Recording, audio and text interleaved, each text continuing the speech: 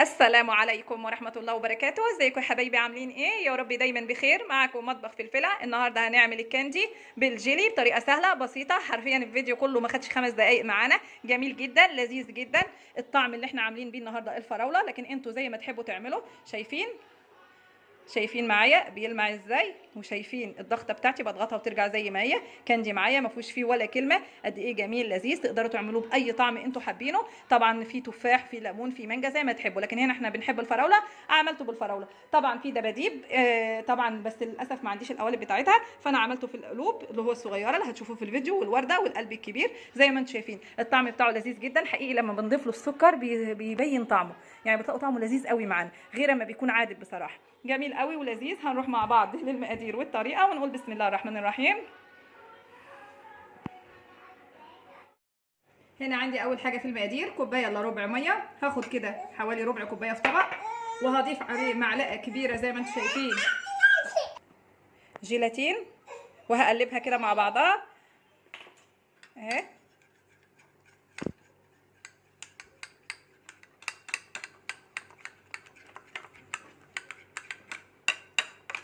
بس كده خلاص هسيبها على جنب. هجيب عندي حله كسرولة اي حاجه عندي، هضيف نص كوبايه الميه اللي فاضله معايا، وهجيب باكت اي نوع انتوا حابين، وزي ما انتوا بتحبوا. طبعا احنا هنا بنحب الفراوله، تقدروا تجيبوا الليمون، تقدروا تجيبوا التفاح، تقدروا تجيبوا البرتقال، زي ما انتوا حابين.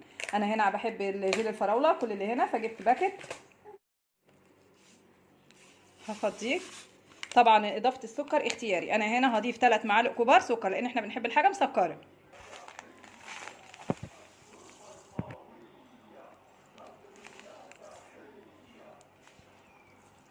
هروح بقى على النار. شوفوا انا عايزاه يغلي بس. هبتدي ادوب ده كله، هحط الجيلاتين عليه اللي احنا عاملينه، شايفين يتجمد معايا ازاي. هنزله كله اهو عليه المعلقه ديت، وهقلب ده كله مع بعضه كده لحد ما يسيح معايا كل المكونات دي وتغلي. شايفين ابتدى يقوم يغلي معايا اهو. بصوا كله خلاص داب، مفيش اي تكتل فيه، ناعم معايا خالص اهو.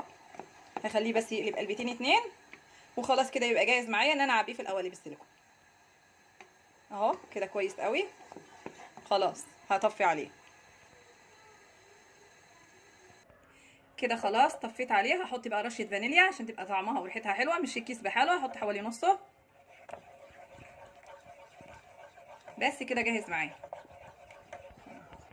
شوفوا الخليط هنا معايا اهو. انا هحطه في كنكه، تقدروا تحطوه بالسرنجه، تقدروا تحطوه بكوبايه، توزعوه باي حاجه. انا هفضيه كده في قلب كنكه معايا اهي.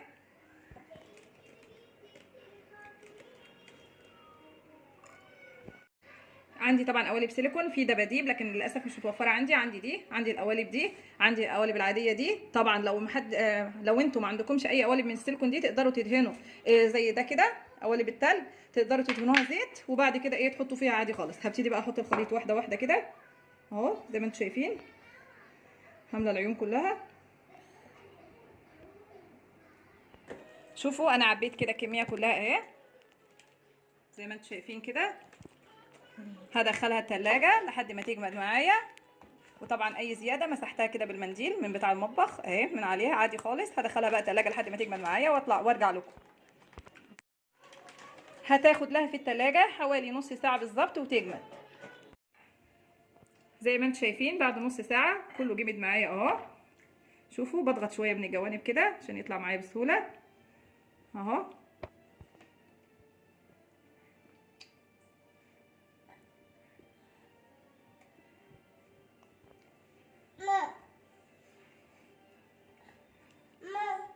اهو اهو زي ما انتم شايفين كده اهو. شايفين كاندي. هحط بقى في طبق التقديم برضو التانية اهو. هقلب كده، طلع بالراحه كده برضو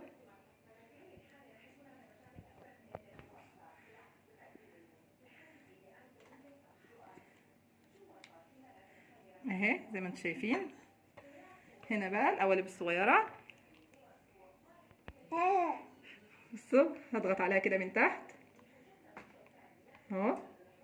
شايفين شفاف معايا وتحفه ازاي. هطلع الكميه كلها واحطها في طبق تقديم واوريها لكم. زي ما انتم شايفين الشكل بتاعه تحفه جميل جدا معايا، ما بيسيحش، تقدروا تسيبوه بره، تقدروا تعملوا الكميه اللي انتوا عايزينها. نقدر نعمله بالكاكولا بالبيبسي، بس طبعا عشان المقاطعه ما قدرتش اعمل لكم من الجيلي كولا للاسف يعني. لكن انتوا زي ما انتم شايفين كده اللون اللي انتوا تحبوه، الطعم اللي تحبوه تقدروا تعملوه. اتفضلوا معانا، كان معاكم مطبخ فلفله في احلى طريقه لعمايل الكاندي، والسلام عليكم ورحمه الله وبركاته.